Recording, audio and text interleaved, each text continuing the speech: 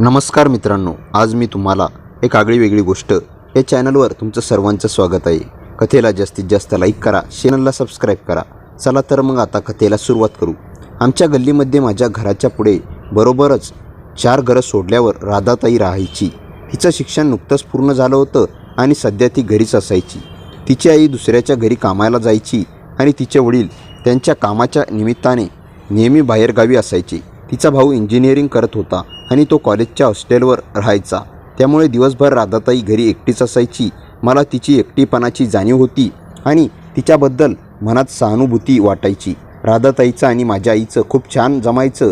त्या दोघींमध्ये मैत्रीचं घट्ट नातं तयार झालं होतं। राधाताई सतत आमच्या घरी यायची आणि माझ्या आईला घरकामात मदत करायची। ती माझ्या आईला आदरानं काकू म्हणायची। आईला तिची आपुलकी खूप आवडायची। माझा लहान भाऊ खूप वात्रट होता आणि त्यामुळे माझा अभ्यासात अजिबात लक्ष नसायचं। त्याची सततची मस्ती बघून आई त्रासलेली होती, म्हणून आईने राधाताईला तिच्या घरी माझा अभ्यास घेण्याची विनंती केली। राधाताईला आईची काळजी आणि माझी अवस्था समजली आणि तिने लगेच होकार दिला आणि आईला खूप आधार मिळाला। मला राधाताईच्या या मदतीचा खूप आनंद झाला होता, कारण आता मला तिच्या घरी जाण्याचा एक बहाणा मिळाला होता आणि मला तिला अधिक जवळून बघण्याची आणि तिच्याशी बोलण्याची संधी मिळणार होती। तिच्याबद्दल माझ्या मनात एक अनोखं आकर्षण होतं, जे मी अजून पूर्णपणे ओळखलं नव्हतं। राधाताई आता रोज संध्याकाळी तिच्या घरी माझा अभ्यास घेऊ लागली। तिला बघून मला अत्यंत आनंद व्हायचा आणि माझं मन उत्साहाने भरून जायचं। तिच्याकडे जायला मी अधीरतेने वाट पाहायचो आणि तिच्यासोबत बोलण्यासाठी मी काहीतरी विषय शोधून काढायचो। तिच्यासोबत घालवलेला प्रत्येक क्षण माझ्यासाठी अत्यंत खास असायचा। मग मी रोज तिच्याकडे अभ्यास करायला जाऊ लागलो। ती खरंच खूप मन लावून अभ्यास घ्यायची।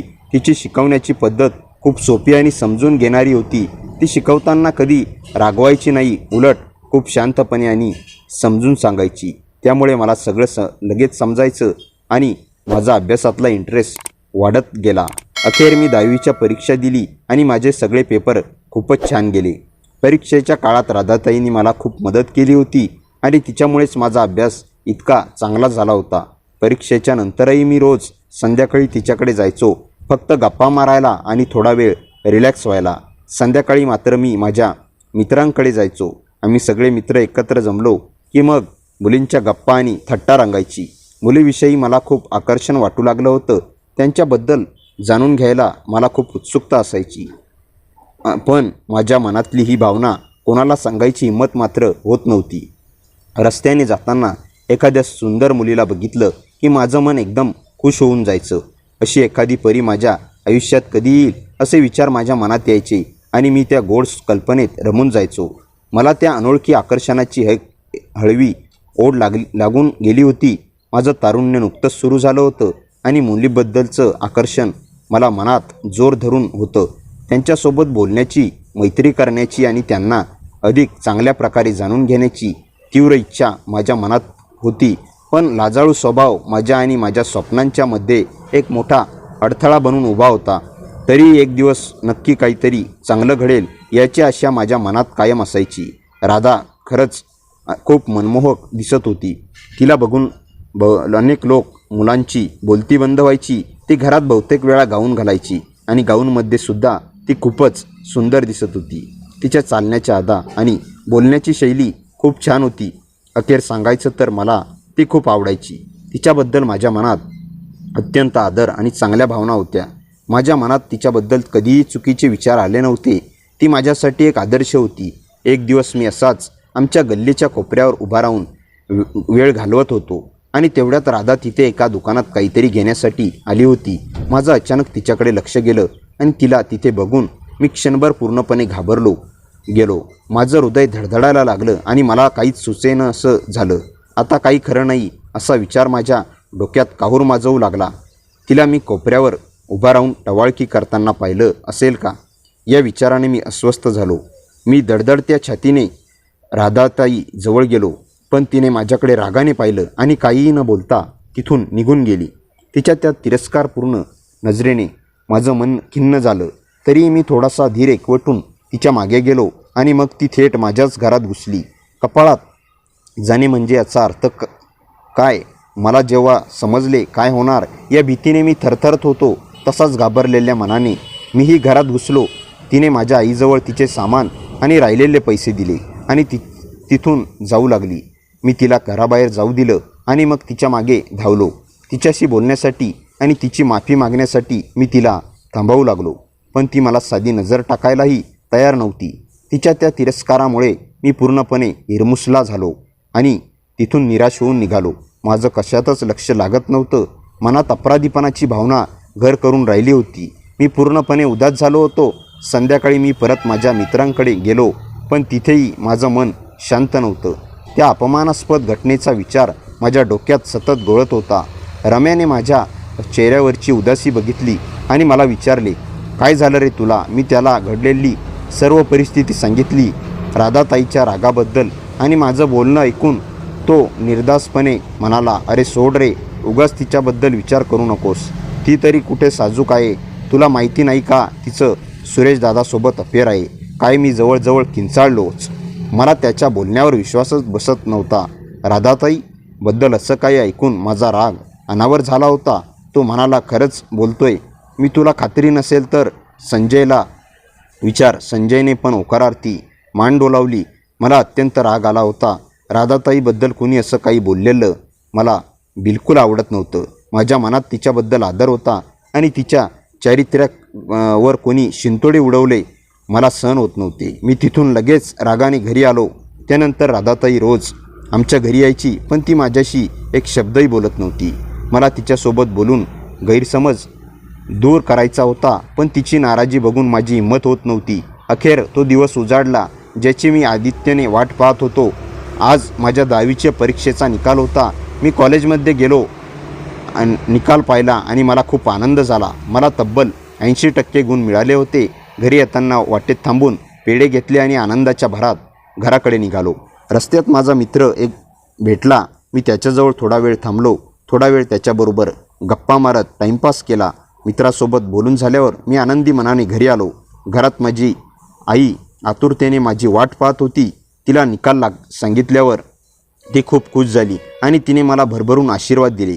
घरात उत्साहाचं वातावरण तयार झालं होतं. पण राधाताईचा विचार डोक्यात डोकावत होता. तिला माझ्या निकालाबद्दल कळल्यावर काय वाटेल? ती मला अभिनंदन करेल का? तिच्यासोबत पुन्हा पहिल्यासारखं बोलणं कधी सुरू होईल? या विचारांनी माझं मन थोडं अस्वस्थ झालं होतं. तरीही चांगल्या निकालाच्या आनंदात मी त्या विचारांना दूर सारण्याचा प्रयत्न करत होतो. तेवढ्यात आई म्हणाली, जा पहिलं जाऊन राधाताईला पेढे देऊन ये. आईचं ते बोलणं ऐकून मी गप्प झालो आणि तिथेच अस्वस्थपणे घुटमळत राहिलो.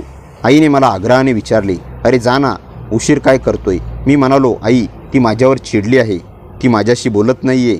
आई पटकन म्हणाली, अरे जा, काही नाही होत. मला खात्री आहे तू काहीतरी वात्रटपणा केला असशील. आईने मला समजावत म्हटलं, ती मोठी आहे ना तुझ्यापेक्षा आणि तिनेच तर तुझा अभ्यास घेतला. जा तिला पेढे दे आणि तिची माफी पण माग. मला माहीत आहे तिचा स्वभाव, ती कधी कुणावर जास्त वेळ चिडत नाही. आईच्या त्या विश्वासाच्या शब्दांनी माझ्या मनात थोडी हिंमत आली. खरं तर माझ्या वागण्यातच काहीतरी चूक झाली असणार, म्हणूनच ती माझ्यावर नाराज आहे. तिच्या मोठेपणाचा आणि प्रेमाच्या स्वभावाचा विचार करून माझं मन थोडं शांत झालं. आता तिला भेटून माफी मागण्याची आणि पुन्हा पहिल्यासारखं बोलण्याची आशा माझ्या मनात निर्माण झाली. मी तिच्या घराच्या दिशेने निघालो. मी लगेच तिच्या घरी गेलो. दरवाजा बंद होता म्हणून मी थोडासा लोटला तर तो उघडला. मला थोडं आश्चर्य वाटलं, पण तरीही मी धैर्य एकवटून आत गेलो. राधाताई पलंगावर आडवे होऊन कसले तरी पुस्तक वाचत होती. तिला अशा अवस्थेत बघून मी थोडा संकोचलो. मी हळूच तिला हाक मारली आणि विनम्रपणे म्हणालो, राधाताई मला 80% पडले. माझे ते शब्द ऐकताच तिने पटकन ते पुस्तक उशाखाली ठेवले आणि माझ्याकडे पाहत उठून बसली आणि मग तिने मला घट्ट मिठी मारली. तिच्या त्या अचानक आणि प्रेमळ प्रतिक्रियेने मी अवाक झालो. ती म्हणाली, ग्रेट, मला माहिती होतं की तुला खूप चांगले मार्क्स मिळणार. तिच्या त्या आनंद भरल्या शब्दांनी माझं मन भरून आलं. असं म्हणून तिने माझी पप्पी घेतली. मी तिची कृती बघून दंग झालो. मग ते हसून म्हणाली, आधी पेढे दे. मी लगेच तिच्यासमोर पेढ्यांचा डब्बा धरला. तिने त्यातून एक पेढा काढला आणि मला प्रेमाने भरविला. त्या गोड क्षणी आम्ही दोघेही सर्व गैरसमज विसरून गेलो होतो. पेढ्या खाल्ल्यावर तिने मला जवळ बसवलं आणि माझ्या निकालाबद्दल खूप आनंद व्यक्त केला. तिच्या डोळ्यात माझ्यासाठी अत्यंत प्रेम आणि स्वाभिमान दिसत होता. मला खूप धन्य वाटलं की तिच्यासाठी समजूतदार आणि प्रेमळ व्यक्ती माझ्या आयुष्यात आहे. त्या दिवसापासून आमचं नातं पुन्हा पहिल्यासारखं झालं, किंबहुना अधिक घट्ट झालं. पेढा खाताना मी तिला हक्काने म्हणालो, अगं तू पण खा ना. माझ्या त्या आग्रहपूर्ण बोलण्यावर ती हसून म्हणाली, मी तुला पेढा भरवला, आता तू मला भरव. आणि मी तिला हळुवारपणे पेढा भरवला. पेढा खात ती म्हणाली, बंटी मला आज खूप आनंद झाला आहे. तू अगदी माझ्या अपेक्षेप्रमाणे मार्क्स मिळवलास. सांग तुला काय गिफ्ट हवं आहे. मी तिला म्हणालो, काही पण तुला आवडेल ते दे. तिचा आनंदी मूड बघून मी पटकन तिला म्हणालो, राधाताई सॉरी, मी त्या दिवशी चुकलो. मी परत नाही असं करणार. माझ्या त्या मनपूर्वक माफीने तिचं मन हलकं झालं.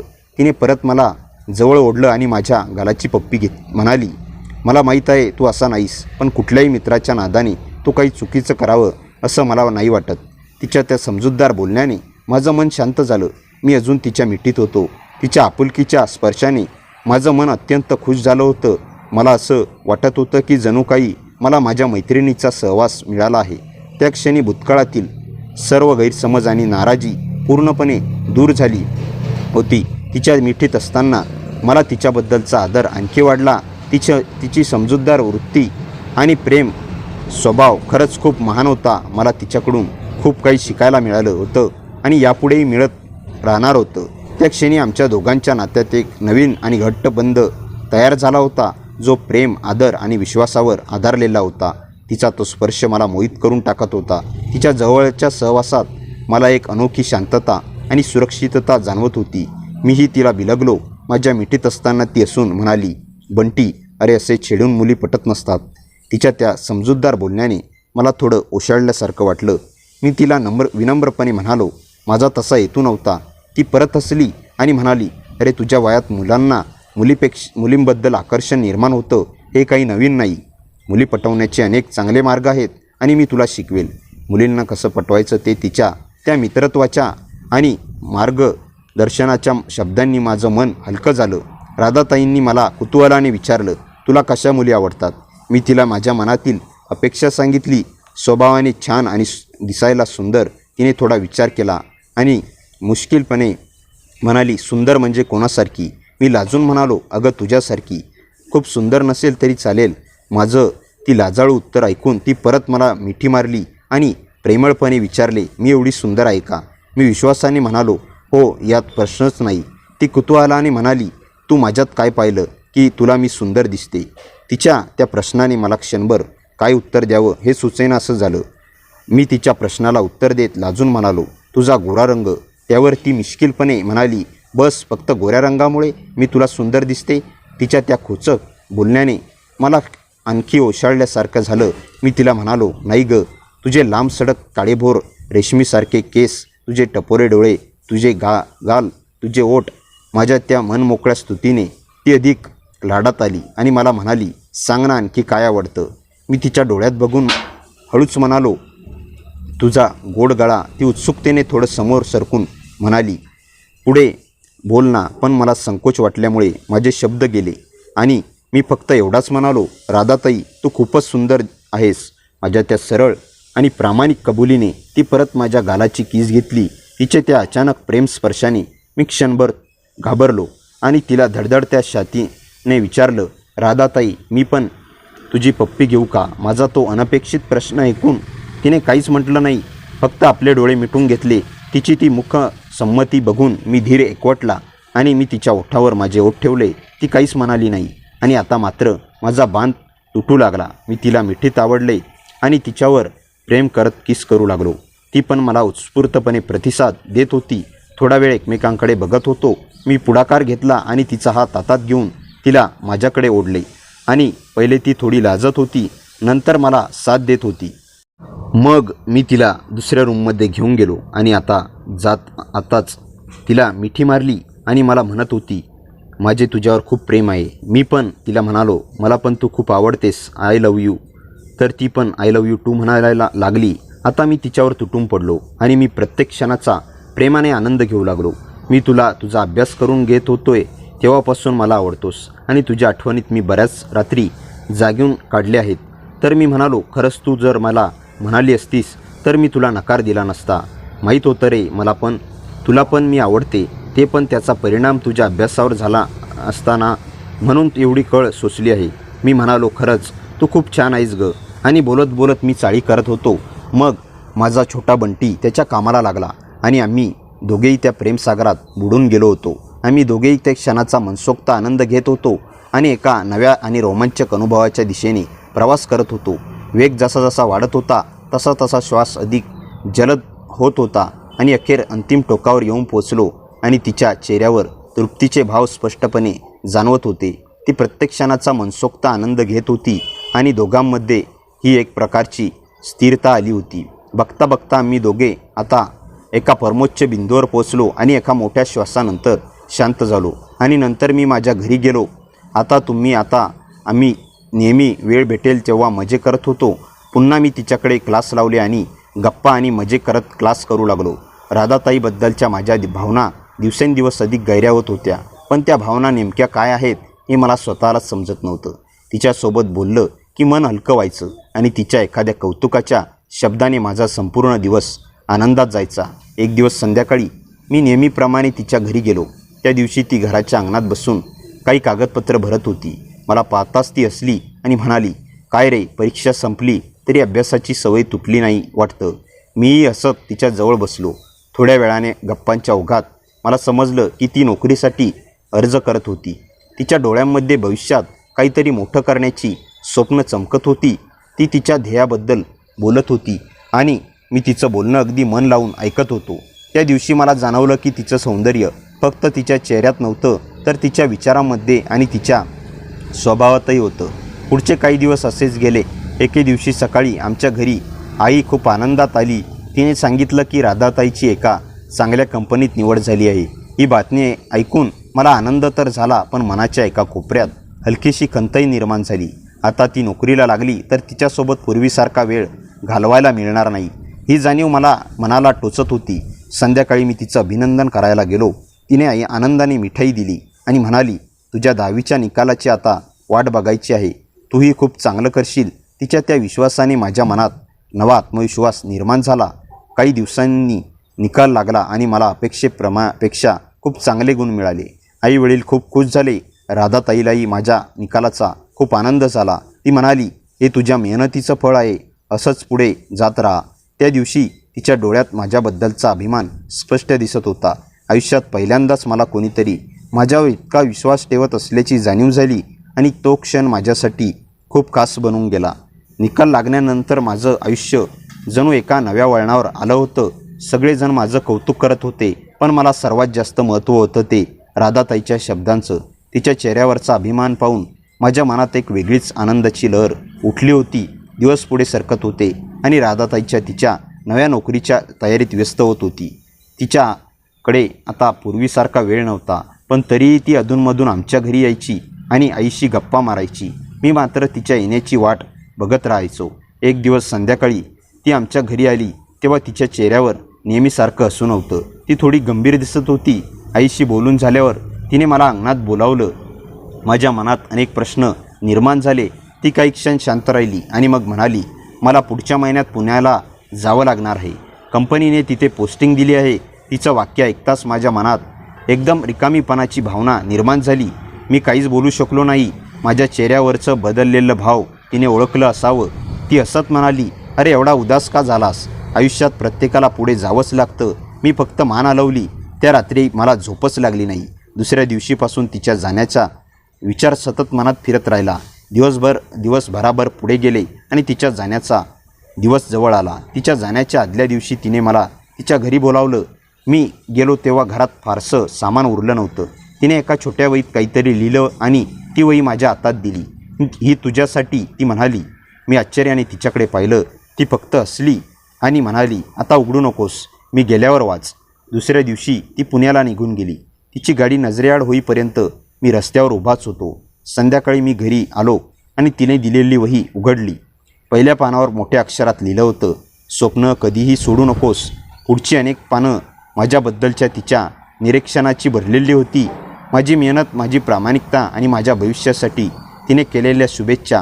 पण शेवटच्या पानावर एक असा ट्विस्ट माझी वाट पाहत होता ज्याची मी कधी कल्पनाही केली नव्हती. तिने लिहिलेलं होतं, तू मला नेहमी फक्त अभ्यास शिकणारा मुलगा वाटला नाहीस. तुझ्या डोळ्यात मी नेहमी मोठी स्वप्न पाहिली. म्हणूनच मी तुला सतत पुढे ढकलत राहिले. एक दिवस तू खूप काही मोठं करशील याची मला खात्री आहे आणि त्या दिवशी तुला समजेल की काही लोक आपल्या आयुष्यात कायम राहण्यासाठी नाही तर आपल्याला योग्य दिशा दाखवण्यासाठी येतात. ते वाचताना माझे डोळे नकळत भरून आले. मला जाणवलं की माझ्या मनात जे आकर्षण होतं त्यापेक्षा तिची माझ्याविषयीची भावना वेगळी होती. ती काळजीची, विश्वासाची आणि निस्वार्थ पाठिंब्याची होती. पण कथा इथे संपली नाही. वहीच्या शेवटच्या कव्हरमध्ये एक छोटंसं बंद पाकिट लपवलेलं होतं. त्यावर फक्त एवढंच लिहिलं होतं, हे 5 वर्षांनी उघड. ते पाकिट हातात धरून मी बराच वेळ स्तब्ध बसलो. त्या पाकिटात काय असेल हा प्रश्न माझ्या आयुष्याचा सर्वात मोठा गूढ बनून राहिला होता. त्या पाकिटावर लिहिलेले शब्द माझ्या मनात सतत घोळत होते. हे 5 वर्षांनी उघड. सुरुवातीचे काही दिवस तर मी ते पाकिट दिवसातून अनेक वेळा हातात घेऊन पाहायचो. ते उघडावं की नाही याचा मोह व्हायचा. पण राधाताईने दिलेला शब्द मी मोडू इच्छित नव्हतो. हळूहळू वेळ पुढे सरकत गेला. मी 12वी पूर्ण केली. पुढे शिक्षणासाठी दुसऱ्या शहरात गेलो. नवीन मित्र, नवीन वातावरण आणि करिअरची धडपड यामध्ये आयुष्य व्यस्त होत गेलं. पण कपाटाच्या एका कोपऱ्यात ठेवलेलं पाकिट माझ्यासाठी अजूनही एक रहस्यच होतं. या दरम्यान राधाताईबद्दल फारशी माहिती मिळाली नाही. कधीतरी आई सांगायची की ती नोकरीत खूप चांगली प्रगती करत आहे, एवढंच. 5 वर्ष पूर्ण होण्याचा दिवस जसजसा जवळ येऊ लागला तसतशी माझी उत्सुकता वाढत होती. अखेर तो दिवस आला. रात्री मी माझ्या खोलीत एकटाच बसलो होतो. कपाटातून ते पाकिट बाहेर काढलं. हात किंचित थरथरत होते. मी हळूहळू पाकिट उघडलं. आत एक पत्र आणि एक जुना फोटो होता. फोटोमध्ये मी, आई आणि राधाताई होतो. तो फोटो माझ्या 10वीच्या निकालाच्या दिवशी काढलेला होता. मी पत्र उघडलं. त्यात लिहिलं होतं, जर तू हे पत्र वाचत असशील तर याचा अर्थ तू माझा शब्द पाळलास. मला त्याचा आनंद आहे.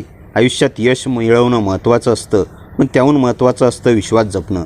तू तो जपलास. आता मला तुला एक सत्य सांगायचं आहे. मी गाव सोडलं त्यामागे फक्त नोकरीचं कारण नव्हतं. हे वाचून माझं हृदय जोराने धडधडू लागलं. पुढे लिहिलं होतं, त्या काळात बाबांची आर्थिक परिस्थिती खूप बिकट झाली होती. घरावर मोठं कर्ज होतं. आईला आणि भावाला आधार देण्यासाठी मला तातडीने मोठ्या शहरात जाऊन काम करावं लागलं. पण मी हे कोणालाच सांगितलं नाही, कारण मला कोणाची सहानुभूती नको होती. मी एकटक पत्र वाचत राहिलो. शेवटी एक पत्ता लिहिला होता आणि त्याखाली एक ओळ, जर आयुष्यात कधी वाटलं की तुला तुझ्या जुन्या दिवसांशी पुन्हा भेटायचं आहे तर या पत्त्यावर एकदा नक्की ये. दुसऱ्या दिवशी सकाळी मी त्या पत्त्याकडे जाण्याचा निर्णय घेतला. अनेक वर्षानंतर मी राधाताईला भेटणार होतो, पण मला कल्पना नव्हती की ती पत्त्यावर पोचल्यानंतर मला आणखी एक धक्कादायक सत्य समजणार होतं. कारण तो पत्ता तिच्या घराचा नव्हता तर एका संस्थेचा होता, जिथे ती गेली अनेक वर्षे अनाथ आणि गरजू मुलांच्या शिक्षणासाठी काम करत होती. आणि त्या संस्थेच्या मुख्य प्रवेशद्वारावर तिचा मोठा फोटो लावलेला होता. फोटोखाली लिहिलं होतं, ज्यांनी शेकडो मुलांच्या आयुष्याला नवी दिशा दिली. संस्थेच्या प्रवेशद्वारावर लावलेला राधाताईचा मोठा फोटो पाहून मी काही क्षण स्तब्धच उभा राहिलो. माझ्या डोळ्यासमोर तिच्यासोबत घालवलेले जुने दिवस तरळून गेले. ती मला अभ्यास शिकवायची, माझ्यावर विश्वास ठेवायची आणि सतत पुढे जाण्याची प्रेरणा द्यायची. पण इथे तिच्याबद्दल जे लिहिलं होतं ते वाचून मला जाणवलं की मी तिला कधीच पूर्णपणे ओळखलं नव्हतं. मी आत गेलो. रिसेप्शनवर बसलेल्या एका महिलेने माझ्याकडे पाहून विचारलं, तुम्ही कोणाला भेटायला आला आहात? मी थोडासा संकोचत म्हणालो, मी राधाताईंना भेटायला आलो आहे. माझं वाक्य ऐकताच त्या महिलेच्या चेहऱ्यावर एक वेगळाच भाव उमटला. काही क्षण ती शांत राहिली आणि मग म्हणाली, मी थोडा वेळ बसा. तिच्या आवाजात काहीतरी वेगळं होतं. माझ्या मनात अस्वस्थता वाढू लागली. काही मिनिटांनी संस्थेचे संचालक माझ्याजवळ आले. त्यांनी माझं नाव विचारलं. मी नाव सांगितल्यावर ते काही क्षण माझ्याकडे पाहत राहिले. मग हळू आवाजात म्हणाले, तुमच्याबद्दल आम्ही ऐकलं आहे. मला आश्चर्य वाटलं. माझ्याबद्दल? मी विचारलं. ते हसले आणि म्हणाले, हो, राधाताईंनी अनेकदा तुमचा उल्लेख केला होता. माझ्या छातीत दडदड वाढली. त्या कुठे आहेत? मी घाईघाईने विचारलं. त्यांच्या चेहऱ्यावरचं हसू हळूहळू मावळलं. त्यांनी मला त्यांच्या केबिनमध्ये नेलं. तिथे एका कपाटातून त्यांनी एक फाईल बाहेर काढली. त्या फाईलमध्ये अनेक फोटो आणि कागदपत्र होती. शेवटी त्यांनी एक पत्र माझ्या हातात दिलं. पत्राच्या वर माझं नाव लिहिलेलं होतं. माझे हात थरथरत होते. मी पत्र उघडलं. त्यात लिहिलं होतं, जर हे पत्र तुझ्या हातात आलं असेल तर कदाचित मी तुला स्वतः भेटू शकले नाही. पण घाबरू नकोस. माझ्याबद्दल वाईट काही समजू नकोस. मला फक्त काही गोष्टी तुला योग्य वेळी सांगायच्या होत्या. माझ्या कपाळावर घाम आला. पुढे लिहिलं होतं, तुला आठवतं का, तू 10वीत होतास ते दिवस? त्या काळात मी फक्त तुला अभ्यास शिकवत नव्हते, मी स्वतःलाही जगायला शिकवत होते. तुझा निरागस विश्वास आणि तुझ्या मेहनत मला कठीण काळात जगण्याची ताकद देत होती. माझे डोळे पाणावले. पुढची ओळ वाचताच मी पूर्ण आदरलो. तुला कदाचित माहीत नसेल, पण तुझ्या शिक्षणासाठी लागणाऱ्या काही फी आणि पुस्तकांची व्यवस्था मी गुपचूप करत होते. मला विश्वासच बसत नव्हता. घरची परिस्थिती त्या काळात कठीण होती आणि अनेक वेळा अचानक पैसे कसे मिळाले याचं उत्तर आईवडिलांकडेही नव्हतं. आता ते रहस्य उलगडलं होतं, पण खरी गोष्ट अजून बाकी होती. पत्राच्या शेवटी तिने लिहिलं होतं, तुला वाटतं असेल की मी तुझ्यापासून दूर गेले, पण सत्य हे आहे की मी तुझ्यावर नेहमी लक्ष ठेवून होते. गेल्या 5 वर्षात तू जिथे जिथे यश मिळवलंस त्या प्रत्येक बातमीची कात्रणं माझ्याकडे जपून ठेवलेली आहेत. आणि आज मला तुला एक शेवटचं रहस्य सांगायचं आहे. माझ्या कपाटातील निळ्या रंगाच्या फाईलमध्ये एक कागद आहे. तो कागद पाहिलास तर तुला समजेल की आपल्या दोघांच्या आयुष्याचा संबंध तू समजत होतास त्यापेक्षा खूप खोल आहे. पत्र संपलं. माझं हृदय जोराने धडधडत होतं. संचालकांनी शांतपणे टेबलावर एक निळी फाईल ठेवली. मी थरथरत्या हातांनी ती उघडली. पहिल्याच पानावर एक जुना हॉस्पिटलचा दस्तऐवज होता. त्यावर माझं नाव आणि राधाताईच्या वडिलांचं नाव एकत्र लिहिलेलं होतं. त्या कागदाखाली लालशाहीत एक वाक्य लिहिलं होतं, या सत्याची माहिती फक्त राधाला होती. ते वाक्य वाचताच माझ्या पायाखालची जमीन सरकल्यासारखी वाटली, कारण आता मला समजणार होतं की माझ्या जन्माशी आणि राधाताईच्या कुटुंबाशी संबंधित असं एक रहस्य दडलं होतं. याची कल्पना माझ्या आईवडिलांनाही नव्हती. निळ्या फाईलमधला एक कागद हातात धरून मी बराच वेळ शांत बसलो होतो. मनात हजारो प्रश्न होते, पण त्याचवेळी संचालकांनी हळू आवाजात सांगितलं, पूर्ण सत्य त्या कागदात नाही. राधाने तुला हे स्वतः सांगायचं ठरवलं होतं. मी चटकन विचारलं, म्हणजे राधाताई इथे नाहीत? संचालक हलकेसे हसले, आहेत, पण सध्या संस्थेच्या दुसऱ्या शाखेत गेल्या आहेत. उद्या सकाळपर्यंत परत येतील. त्या रात्री मला झोप लागत नाही आणि अनेक वर्षांनी तिची भेट होणार होती. दुसऱ्या दिवशी सकाळी मी संस्थेत पोहोचलो. मनाची धडधड वाढली होती. अचानक आवारात एक गाडी येऊन थांबली. गाडीतून एक स्त्री खाली उतरली. साधा पांढरा ड्रेस, चेहऱ्यावर तेच शांत हसू आणि डोळ्यात तीच ओळखीची माया. ती राधा होती. काही क्षण आमची नजरानजर झाली. काळ जणू थांबून गेला. ती माझ्याकडे पाहून हसली. खूप मोठा झालास रे. तिच्या आवाजात पूर्वीसारखीच आपुलकी होती. मीही हसण्याचा प्रयत्न केला, पण डोळे मात्र भरून आले होते. आम्ही संस्थेच्या बागेत बराच वेळ फिरत बोलत राहिलो. जुन्या आठवणी, गाव, आई, माझं शिक्षण, तिचं काम, विषय संपतच नव्हते. संध्याकाळ झाली तरी आम्हाला वेळ कसा गेला ते कळलंच नाही. शेवटी मी तिला थेट विचारलं, तू इतकी वर्षे दूर का राहिलीस? तिचं काही क्षण शांत राहिली, मग म्हणाली, कारण मला भीती होती. कशाची? मी विचारलं. तिच्या डोळ्यात हलकीशी ओल आली. तुझ्या आयुष्याची दिशा बदलण्याची. तू तेव्हा खूप लहान होतास आणि तुझी स्वप्न खूप मोठी. माझ्या भावना मध्ये आल्या असत्या तर कदाचित तू तुझ्या ध्येयापासून भरकटला असतास. माझं हृदय जोराने धडधडू लागलं. भावना? मी हळू आवाजात विचारलं. ती माझ्याकडे पाहत म्हणाली, हो, काही नाती अशी असतात की त्यांना नाव देण्यासाठी योग्य वेळ येईपर्यंत थांबावं लागतं. त्या शब्दानंतर काही क्षण शांतता पसरली. संध्याकाळचा वारा वाहत होता. सूर्यास्ताच्या केशरी प्रकाशात तिचा चेहरा अधिकच सुंदर दिसत होता. ती पुढे म्हणाली, मी तुला विसरले नव्हते. प्रत्येक यशाची बातमी जपून ठेवली होती, कारण मला नेहमी विश्वास होता की एक दिवस तू इथे येशील. माझ्या डोळ्यात दिशासाठीचा आदर, प्रेम आणि ओढ एकत्र दाटून आली. मी हळूच म्हणालो, आणि जर मी आलोच नसतो तर? ती मंद असली, मग कदाचित मी स्वतःच तुला शोधायला आले असते. माझ्या चेहऱ्यावर नकळत हसू उमटलं. अनेक वर्षापासून मनात दडवून ठेवलेल्या भावना त्या क्षणी शब्दांच्या जवळ येत होती. पण त्याचवेळी संस्थेतील एक कर्मचारी धावत आला. त्याच्या चेहऱ्यावर चिंता होती. मॅडम, तुम्हाला लगेच ऑफिसमध्ये यावे लागेल. राधाचा चेहरा गंभीर झाला. आम्ही दोघे आत गेलो. टेबलावर एक पत्र ठेवलेलं होतं. ते पत्र राधाच्या नावाने आलं होतं. तिने ते उघडलं आणि काही ओळी वाचताच तिच्या चेहऱ्याचा रंग बदलला. मी घाबरत विचारलं, काय झालं? तिने थरथरत्या हातांनी ते पत्र माझ्याकडे दिलं. पत्राच्या शेवटी लिहिलेलं होतं, जुनं सत्य कायम लपून राहत नाही. आता वेळ आली आहे की तुमच्या दोघांना तुमच्या कुटुंबाशी संबंधित पूर्ण रहस्य समजावं. त्या पत्रासोबत एक जुना फोटो होता आणि त्या फोटोमध्ये राधा आणि मी नव्हतोच. फक्त आमच्या दोन्ही कुटुंबातील काही लोक एकत्र उभे होते, ज्यांना आम्ही कधीच एकमेकांशी जोडलेलं समजलो नव्हतो. त्या फोटोमागे फक्त एकच पत्ता लिहिलेला होता आणि त्या पत्त्यावरचा आमच्या आयुष्याचा सर्वात मोठा खुलासा दडलेला होता. त्या फोटोमागे लिहिलेला पत्ता पाहून आम्ही दोघेही काही क्षण एकमेकांकडे पाहत राहिलो. मनात असंख्य प्रश्न होते. दुसऱ्या दिवशी आम्ही त्या पत्त्यावर जाण्याचा निर्णय घेतला. तो पत्ता शहरापासून थोडा दूर असलेल्या एका जुन्या वाड्याचा होता. वाडा अनेक वर्षापासून बंद असल्यासारखा दिसत होता. आम्ही आत गेलो तेव्हा एक वृद्ध गृहस्थ आमची वाट पाहत बसलेले होते. आम्हाला पाहताच ते म्हणाले, शेवटी तुम्ही दोघे आलात. त्यांच्या आवाजात एक वेगळाच शांतपणा होता.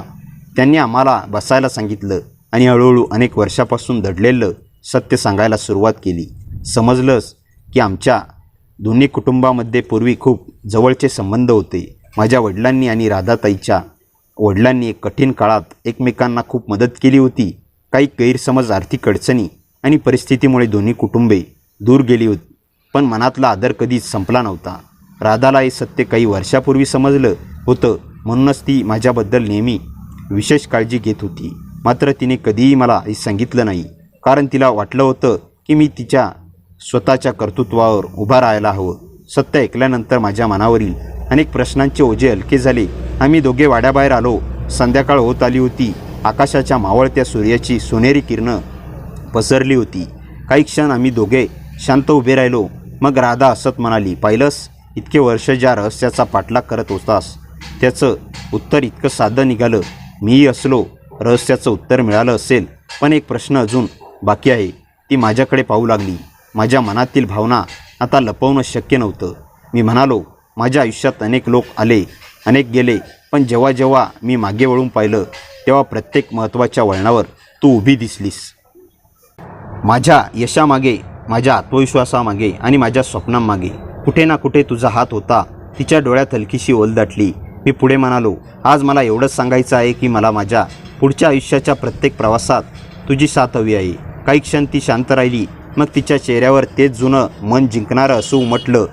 ती म्हणाली, मी इतके वर्ष याच उत्तराची वाट पाहत होते. त्या एका वाक्याने माझ्या मनात साचलेली वर्षानुवर्षाची ओढ विरघळून गेली. आम्ही दोघांनीही भूतकाळातील आठवणी, संघर्ष आणि गैरसमज मागे सोडण्याचा निर्णय घेतला.